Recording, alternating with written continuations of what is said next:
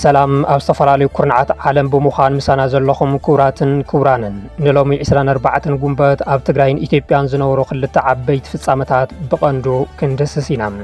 ኣብ ትግራይ ቤት ምኽሪ ተኣኪቡ ሓለፍቲ ሸይሙን ውሳነታት ኣሕሊፎን ኣሎም። ካብ ፈጻሚ ስራሕ ዘባረሮምን መጠንቀቕታ ዝሃቦምን ሓለፍቲ ኮይኖም ዝተሸሙሉ መድረኽ ቤት ምኽሪ እናዘራረበ ይርከብ።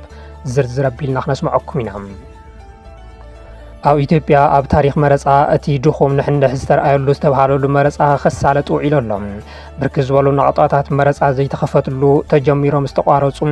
ድምፂ ምውሃብ ወረቀት ዝተሰረቐሉ ሚድያታት ንኸይፅብፀባ ዝተኸልከላሉ ከይዲ መረፃ ነይሩ።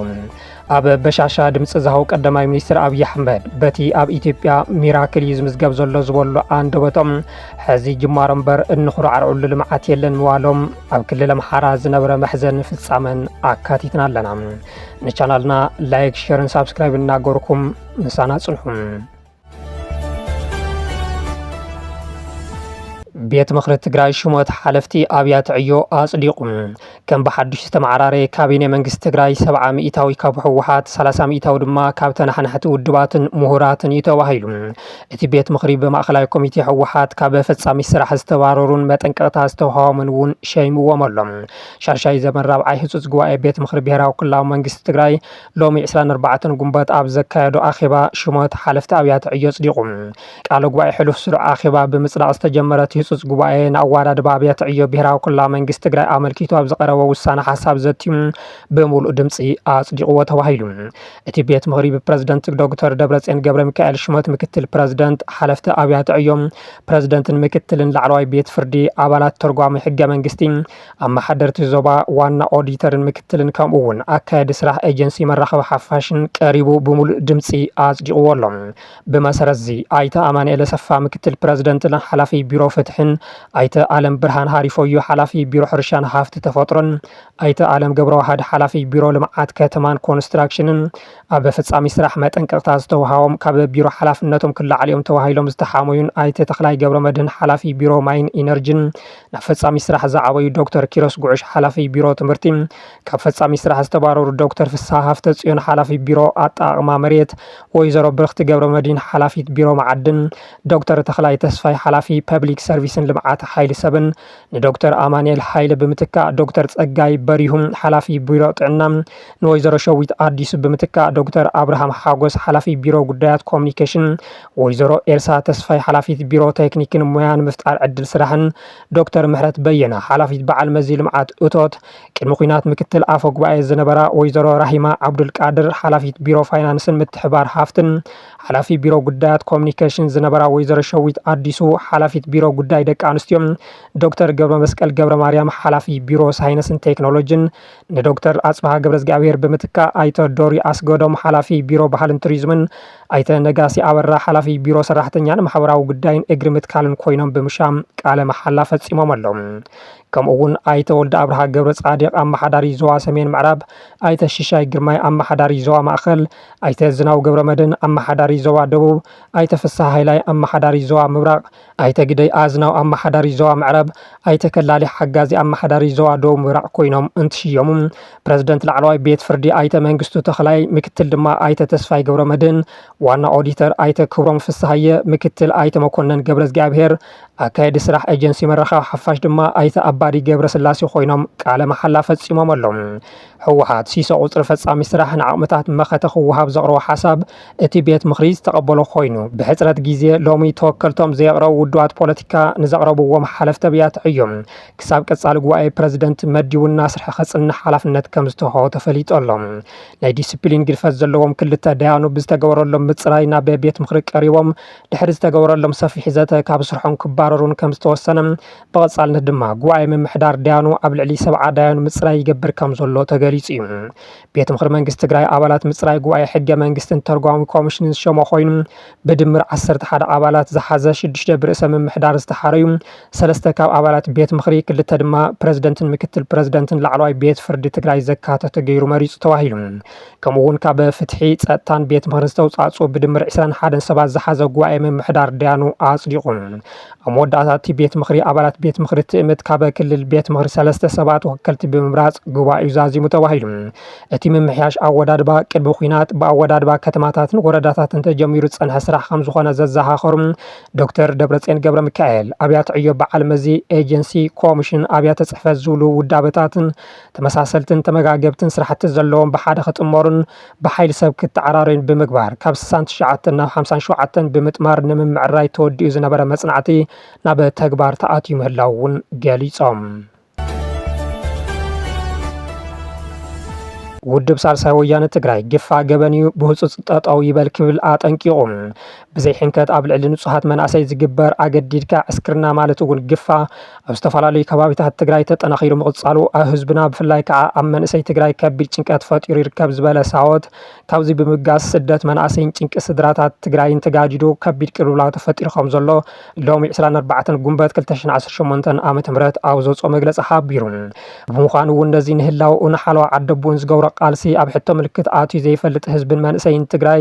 ደጋጊሙ ብዝወደቐ መሪሕነት ህወሓት ዝግበር ዘሎ ከይዲ ጥፋት ብቃልሱ ጠጠው ከብሎን ሓበራዊ ባህግን መንግስትን ክህልወና ኩሉ ወገን ቃልሱ ክሕይል ይግባእ ብምባለ ገንዚቡ ሳልሳይ ወያነ ትግራይ ህዝብና ናብ ከቢድ ሻቅሎ ዘእተወ መናእሰይ ናብ ስደት ከምርሑ ዝገበረ ግዱስ ዕስክርናዊ ድማ ግፋ ደው ንምባል ፖለቲካውን ዲፕሎማሲያውን ስራሕቲ ኣዋሪደ ይነጥፍ ኣለኹ ዝበለ ኮይኑ እዚ ጉዳይ ዝምልከቶም ዓለም ለኻዊ ትካላት ሚድያታትን ተሓለቕቲ ሰብኣዊ መሳለትን ክፈልጥዎን ጸጥ ክገብሩን ይሰርሕ ምህላው ኣብዚ ተግባር ዝወፈረ ሓይሊ ህወሓት ካብዚ እከይ ተግባራቱ ክሳብ ዘእርነብ ደው ክሳብ ዘብልን ዲፕሎማሲያውን ፖለቲካውን ስራሕቲ ወጠናኺሩ ከም ዝቕጽል ከረጋግጽ ይደሊ ኣሎ ህዝብና ኣንጻር ተግባራት እዚ ሓይሊ ዝጀመሮ እምቢታ ከቕጽልን ከጠናኽርን ትካላት ሰብኣዊ መሰላትን ካልኦት ዓለም ለኸ ትካላትን ግቡእ ቆላሕታ ክሳብ ዝገብሩሉ ተግባር ግፋ ደው ክሳብ ዝብልን ኩሉ ወገን ኣላይ ዘበለ ምንቅስቃስ ክገብር ይጽውዕ ድማ ኢሉ ኣብ ትግራይ ሰፊሕ ግፋ መናእሰይ ከም ዘሎ እኳ እንተተገለጸ ህወሓት ግና ግፋ ዝበሃል የለን ናይ ጸላእቲ ኣጀንዳ ኣይመዋሉ ዝዝከር እዩ ከይዲ መሃብ ድምፂ መረፃ ከም ዝተነውሐ ሃገራዊ ቦርድ መረፃ ዕላው ገይሩ ብመሰረት ሕገ ደንቢ መረፃ ከይዲ መሃብ ድምፂ ንግሆ ሰዓት 12 ጀሚሩ ምሸት ሰዓት 12 ክዛዘም እኳ እንተተገበአ ክሳብ ፍርቂ ለይቲ ሰዓት 6 ከም ዝተነውሐ ሃገራዊ ቦርድ መረፃ ዕላው ገይሩ ኣሎ ሎሚ 24 ጉንበት ዝካየድ ዘሎ ሸውዓይ ሃገራዊ መረፃ ብርኪ ዝበሉ ጉዳያት እናተኣነገደ ይርከብ ብልፅግና ሃገር ሰላም እዩ ኢሉ ዝጀመሮ መረፃ ብሰንኪ ስግኣት ፀጥታ ከይተኸፈታ ዝተረፋ ናቁጣታት መረፃ ከም ዘለዋ ሃገራዊ ቦርድ መረፃ ዕላው ብምግባር ፕሮፓጋንዳ ዳሕሶቱን ክቃላዕ ገይርዎ ኣሎ ብሰንኪ ስግኣት ፀጥታ 143 ናቁጣታት መረፃ ከይዲ መረፃ ከይጀመራ ተሪፈን ዝበለ ቦርድ መረፃ ብቁፅረን ዘይጠቐሰን ናቁጣታት መረፃ ድማ ስራሕ ምስ ጀመራ ተቋሪፀን ኢሉ ዕጡቃት ፋኖን ሰራዊት ሓርነት ኦሮሞን መንገድታት ብዕፃዎም ሲዒቡ እዚ ካብ ፈኸራን ጉራን ዘለለ ንኸይዲ መረፃ ኣየተኣጓጉሎን ክብሉ ዝፀንሑ ሰበስልጣን ብልፅግና ኣብ ባይታ ዘሎ ሓቂ ግና ኣብ ክልላት ኣምሓራን ኦሮምያን 143 ናቁጣታት መረፃ ከም ዘይተኸፈታ ብምሕባር ኣብ ሓደ ቦታታት ድማ መስርሕ ድምፂ ምስተጀመረ ብስጋት ፀጥታ ተቋሪፁ ክብል ኣብ ዝሃቦ መግለፂ ዕላው ገይሮሎም ብተወሳኺ እቲ ቦርድ ኣብ ክልል ቤንሻንጉል ጉሙዝ መረፃ ክልል ሳድልን ኣብ ክልል ደቡባዊ ምዕራብ ኢትዮጵያ መረፃ ክልል ዘልማምን ብዝተፈጠረ ፀገም ኔትወርክ ብስልኪ ሓበሬታ ክረክብ ኣይከኣልኩን ኢሉ ብተወሳኺ መራኸብቲ ሓፋሽ ነቲ መረፃ ንኸይፅብፀባ ከም ዝተኸልከላ ኣረጋጊፀ ክብል ገሊጹ እቲ ከይዲ መረፃ ብዙሓት ክፍተታት ከም ዝተረኣይዎ ዝወፁ ዘለዉ ሓበሬታታት የመልክቱ ኣብ ክልል ኦሮሚያ ኣብ ገለ ከባቢታት ትማሊ 23 ጉንበት ከይዲ መሃብ ድምፂ ብካድረታት ተወዲኡ ከም ዝሓደረ ፖለቲከኛ ጀዋር መሐመድ ብስእሊ ኣደጊፎ ኣቃሊዕዎ ኣሎ ኣብ ክልል ኣምሓራ ድማ ፋኖ ሎሚ ፅዕፅዕ ውግእ ከም ዝኸፈተን ኣብ ዝተቆፃፀሮም ከባቢታት መውሃዊ ድምፂ ወረቓቕቲ ከም ዝመንዝዕን ዕላው ገይሩ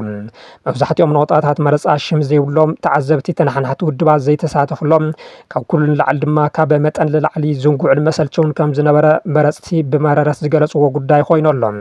ንግሆ ሰዓት 12 ንምድማፅ ተሰሊፎም ምሸት ሰዓት 12 ታራ ከም ዝወፅሖም ዝገለጹ ኣድመፅቲ ከምዚ ዝበለ ብጣዕሚ ዝንጉዕን መድከምን ከይዲ መሃብ ድምፂ ኣብ ታሪክ ተረኣዩ ኣይፈልጥን ክብሉ ርእይቶም ሂቦምና ኣብ ትውልዲ ዓዶም በሻሻ ድምፆም ዝሃቡ ቀዳማይ ሚኒስትር ኣብይ ኣሕመድ ውፅኢት እቲ መረፃ ዝኾነ ይኹን ብፀጋ ክንቅበሎ ኢና ዝበሉ ኮይኖም እዚ ድማ ከም ሕጫጨ ዝወሰድዎ ብዙሓት እዮም ምክንያቱ ናይ ለብ ዘመን መረፃ ንይምሰል ዝካየድ ኣቐዲሙ ዝተወደአ መረፃ ምዃኑ ዓለም ለኸ ማዕኸናት ዜና ከይተረፈ ዝፀብፅቦ ሓቂ ብምዃኑ ከምኡ እውን ካብ መረፅቲ ተመረፅቲ እዩ ዘተሓሳስበኒ ዝበሉ ኣገላልፃ ንብዙሓት ዘደመመ ጉዳይ ነይሩ ብርግፅ ሕሊና ንዘለዎ ሰብ ካብቲ ሙሉእ መዓልቲ ፀሓይ ንፋስን እናተፈራረቕዎ ብምዓል ካሊእ መማረፂ ስኢኑ ንብልጽግና ዝመረጸ ህዝቢ እቶም ነቲ ህዝቢ ስቃዩ ከናውሑ ዝተመረጹ ሰበስልጣን ብልጽግና ከም ዘተሓሳስቡ ጥርጥር የብሉን። ካብ በዓሎም ቀዳማይ ሚኒስትር ኣብይ ኣሕመድ ጀሚሩ ነዛ ዓድን ህዝብን ብደንቢ ገይሮም ክበታትን ዕድል ምርካቦም ድማ ካሊእ ዘሕምም ይገብሮ ይብሉ ወሃብ ትርኢቶም። ካሊእ ንብዙሓት ዘገረመ ዘረባ ኣብይ ድማ በቲ ኣብ ኢትዮጵያ ሚራክል ወይ ድማ ተኣምር ዝምዝገብ ዘሎ ዓይንኹም ስለ ዘይተገለጸ እምበር ኢሎም ኣብ ፓርላማ ዝተዛረብሉ አንደበቶም ኣብ ኢትዮጵያ ኣብዚ ሕዚ እዋን ጅማሮ ልምዓት እምበር ንኹርዓረሉ ኣይኮነን ምዋሎም እዩ። ካብ መረፃ ከይወፃና ትግራይ ዘይተሳትፈትሉ ሃገራዊ መረፃ ንኻልኣይ ተኸታታሊ እዋን ሎሚ ተኻይደሎ ዓለም ለኸ ማዕኸናት ዜና ነቲ ሎሚ 24 ጉንበት ዝተኻየደ ሃገራዊ መረፃ ከመይ ከም ዝፀብፀብኦ ድማ ክንድስሶ ኢና። ናይ ሎሚ ከይዲ መረፃ ኣብ ርእሲ ከተማ ኣዲስ ኣበባ ብሰላም ከም ዝተኻየደ መብዛሕትአን ማዕኸናት ዜና ዓለም ዝፀብፀኦ እንትኾና ልዕሊ 50 ሚልዮን መረፅቲ ዝተመዝገቡሉ መረፃ ሓያላት ተናሓንሓቲ ውድባት ብዘይምስታፎም ቀዳማይ ሚኒስትር ኣብይ ኣሕመድ ዝመርሕዎ ውድብ ብልፅግና ብቐሊሉ ክዕወት ምዃኑ ግምቱ ዘቐመጠ ሮይተርስ እዩ። ቻተም ሃውስ ዝተባሃለ ማዕኸን ሓበሬታ ከም ዝፀብፀቦ ድማ ኣብ ኢትዮጵያ ካብ 1991 ዓ.ም ጀሚሮም ካብ ዝተኻየዱ ሕብረት ፓርቲ ዲሞክራሲያዊ መረፃታት እቲ ዝነኣሰ ተወዳዳርነት ዝተረኣየሉ መረፃ ብምባል ጠቒስዎም። ዘኢኮኖሚስት ድማ ንውድብ ብልፅግና ዕርዩ ዝነቅፍ ፅሑፍ ሒዙ ዝወፀ ኮይኑ ብምግቢ ውሕስንኡ ዘይረጋገፀ ህዝቢ ስርናይ ምልክት መሪፁ ሒዙ ብምቕራቡ በይኑ ተወዳዲሩ በይኑ ዝሰዓረሉ መረፃ ክብል ገሊፅዎም። መራኸብቲ ሓፋሽ ውሽጢ ዓዲ ነቲ መረፃ ተዘዋዊረን ንኸይፅብፅባ ፍቓድ ብምክልካለን ግልፅነት ዝጎደሎ ከይዲ መረፃ ብምባል ፀብፀበ ድማ ቢቢሲ እዩ። ጋዜጣ ሪፖርተር ኣብ ኣዲስ ኣበባ ኣብ ገለ ነቑጣታት መረፃ ዝተረኸቡ መረፅቲ ኣብ መዝገብ ሽሞም ክርከብ ብዘይምኽኣሉ ክጉልኣሉ ከም ዝወዓሉ ፀብፂቡ። ኣዲስ ስታንዳርድ ድማ ነቲ መረፃ ንምሽፋን ሰፊሕ ምድላዋት ኣካይዱ እኳ እንተነበረ በዓል መዚ ሚድያ ኢትዮጵያ ፍቓዱ ብምስራዙ ቦርድ መረፃ ን10 ጋዜጠኛታትን 2 ሰብ ሞያ ካሜራን ባጅ መረፃ ከም ዘኸልከሎም ኣቃሊዑ። ኣብ ክልል ኦሮሚያ መተሃራ ዝርከቡ መረፅቲ ኣብ መስርሕ መረፃ ሽሞም ዘይተገለፀ